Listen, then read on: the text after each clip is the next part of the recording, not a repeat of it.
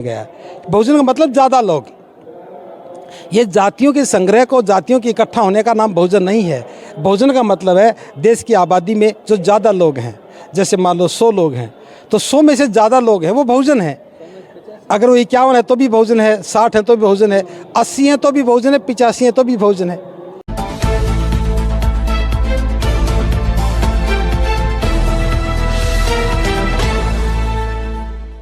नमो बुद्धाय, जय भीम साथियों। आज हम मौजूद हैं जिला गौतम बुद्ध नगर, नोएडा, राष्ट्रीय दलित प्रेरणा स्थल। आज मान्यवर साहब कांसीराम जी का परिनिर्वाण दिवस है, तो हम यहाँ पर पहुँचे तो हमारे बीच में बनते करुणाशील राहुल जी हैं, वो भी यहाँ पर पहुँचे हैं। हम उनसे बात करेंगे। बनते जी, आपका बहुत बहुत स्वागत है हमारे जागो और जगाओ चैनल पर। आपका भी बहुत बहुत साधुवाद, धन्यवाद। बनते जी, जैसा कि आज मान्यवर साहब कांसीराम जी का परिनिर्वाण दिवस है, तो आप देश की जनता को क्या मैसेज देना चाहेंगे आज के दिन? आज 9 अक्टूबर का दिन है। मान्यवर साहब कांसीराम जी का परिनिर्वाण दिवस है। आज के दिन उनके नाम एक ही संदेश हो सकता है। जिस उद्देश्य के लिए, जिस मकसद के लिए साहब जिए, जिस मकसद के लिए जीवन भर उनका संघर्ष रहा, हमें उसी मकसद को पूरा करने के लिए साहब कांसीराम जी के संकल्प को ही अपना संकल्प मानते हुए निरंतर काम करना चाहिए। जिस दिन उनका संकल्प पूरा होगा, हम उनको सही श्रद्धासुमन अर्पित करने के लायक बन सकेंगे। तो मैं आज यही कहना चाहूँगा, मान्यवर साहब कांसीराम जी इस देश के बहुजनों को, इस देश का हुक्मरान बनाना चाहते थे और हमें देश का हुक्मरान बनने के लिए ही प्रयास करना चाहिए, संकल्पित होना चाहिए। धन्यवाद। बनते जी, जैसा कि धम्म के क्षेत्र में आप काम कर रहे हैं, बाबा साहब अम्बेडकर ने लाखों अनुयायियों के साथ बौद्ध धर्म की दीक्षा ली थी, लेकिन उसके बाद कहीं ना कहीं इतने वर्ष बीत जाने के बाद भी अभी तक कोई ऐसा बड़ा कार्यक्रम नहीं हो पाया धम्म के क्षेत्र में। तो उसके लिए आप क्या प्लानिंग कर रहे हैं? जैसे साहब कांसीराम जी भी कहा करते थे कि जब बाबा साहब का 50वां वो धम्म का वो आएगा तो मैं लाखों करोड़ों अनुयायियों के साथ बौद्ध धम्म की दीक्षा लूँगा, लेकिन उससे पहले कहीं ना कहीं साहब कांसीराम हमारे बीच में नहीं रहे। तो उस परंपरा को आगे बढ़ाने के लिए क्या लगता है, जैसे बाबा साहब अम्बेडकर का भी सपना था कि बौद्ध में भारत, कब तक भारत जो है बौद्ध में बन पाएगा? देखिए, आपने जो सवाल पूछा है ये बहुत गंभीर भी है और विशाल भी है। इसमें मैं सिर्फ ये कहना चाहूँगा कि राजनीतिक आंदोलन एक अस्थायी समाधान है।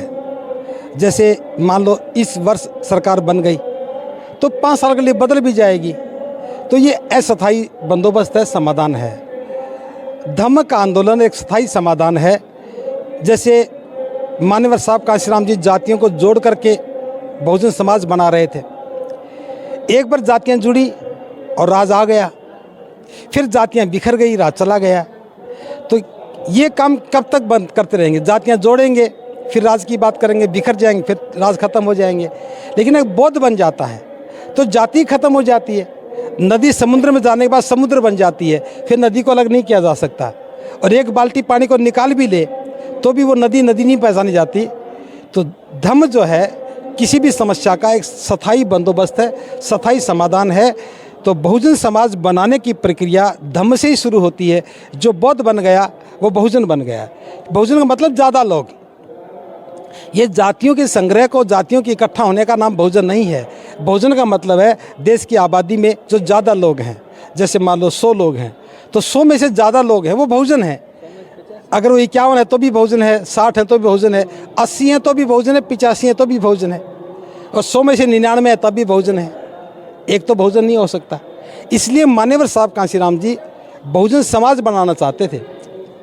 जातियों को संगठित तो इसलिए किया कि जातियों में बिखरे हुए लोग थे, लेकिन स्थायी बंदोबस्त के रूप में मान्यवर साहब कांसीराम जी ने कहा था कि जो गोल्डन जुबली सेलिब्रेशंस आनी थी 50वीं दीक्षा की वर्षगांठ पर, तो 4 करोड़ लोगों के साथ उन्हें बौद्ध बनना था। लेकिन प्रकृति को मंजूर नहीं था, वो समय से पहले दुनिया से चले गए और उनका वो जो प्रयास था, सौपन था, अधूरा रह गया। लेकिन लोग पहचान रहे हैं, उनके अनुयायी इस बात को जान रहे हैं और तेज़ गति से भारत में बौद्ध धर्म का आंदोलन चल रहा है। और ये बौद्ध धर्म जितना जितना विस्तार लेगा उतना उतना बहुजन समाज बनेगा। जैसे आज बिहार सरकार ने जातियों के आंकड़े जारी कर दिए। अब जातियों के आंकड़े जारी कर देने मात्र से जो पिछड़ा वर्ग था, जो सोया हुआ वर्ग था, जो अधिकारों की बात नहीं करता था, उसकी भी समझ में बात आई कि जिसका वोट उसका राज होना चाहिए, वोट तो हमारा ज़्यादा, तो राज हमारा क्यों नहीं है। अब पार्लियामेंट में भी सवाल उठे हैं, 90 सचिव हैं केंद्र सरकार के, उनमें से 3 ही पिछड़े क्यों हैं। तो जातियों के आधार पर एक आंकलन पता लग गया कि बहुजन कौन है। जो शोषित लोग हैं, जो पीड़ित लोग हैं, दबे हुए लोग हैं, वो बहुजन हैं। तो डेमोक्रेसी में तो बहुजन का राज होना चाहिए, लेकिन जाति राज की दुश्मन है। तो बुद्धिज्म एक स्थायी समाधान है।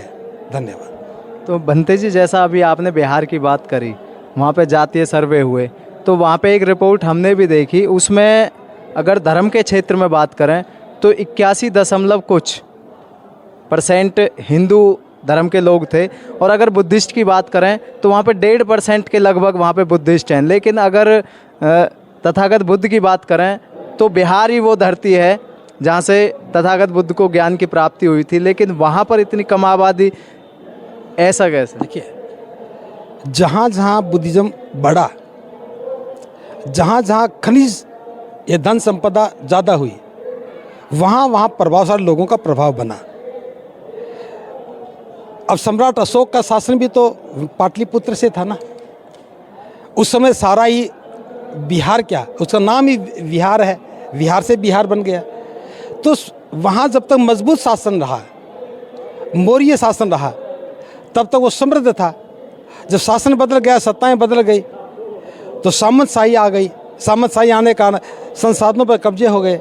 संसाधनों पर कब्जे होने से धन भी कम हो गया। तो ये सारा प्रभाव राजसत्ता का प्रभाव रहा है। अब दोबारा से एक नया प्रभाव वहाँ पैदा होने लगा है। पिछली सेंसस में तो वहाँ एक भी बौद्ध नहीं था। अब ये आंदोलन चला है, अब जातियाँ गिनने लगे हैं, अब धर्म भी गिनने लगे हैं, अब बौद्धों को भी पता लगा कि उनकी संख्या कितनी है। और ये आंदोलन देखना, इस बार अगर दोबारा कोई सेंसस होगी, ये कम से कम भी 50 गुना ज़्यादा बड़ा होगा। तो ये आंदोलन तेज गति से चल रहा है और चेतना का यह नया दौर आया है कि जाति गणना के आधार पर लोग जागने लगे हैं और अपने अधिकार मांगने लगे हैं। बहुत धन्यवाद भंते राहुल जी का। हमारे बीच में भंते करुणाशील राहुल जी थे। उन्होंने बहुत ही बेबाकी से सभी प्रश्नों के जवाब दिए और उन्होंने स्पष्ट तौर पर कहा, अगर भारत को खुशहाल रहना है तो भारत को बौद्धमय बनना पड़ेगा और देश के प्रत्येक नागरिक को तथागत बुद्ध की शिक्षा और दीक्षा लेकर काम करना होगा, तभी देश तरक्की कर सकता है। साथियों, आप जुड़े रहिए जागोर जगाओ से। इस वीडियो को ज़्यादा से ज़्यादा शेयर करें, चैनल को सब्सक्राइब करें। मैं सोनू कबीर पंथी, जागोर जगाओ से। धन्यवाद।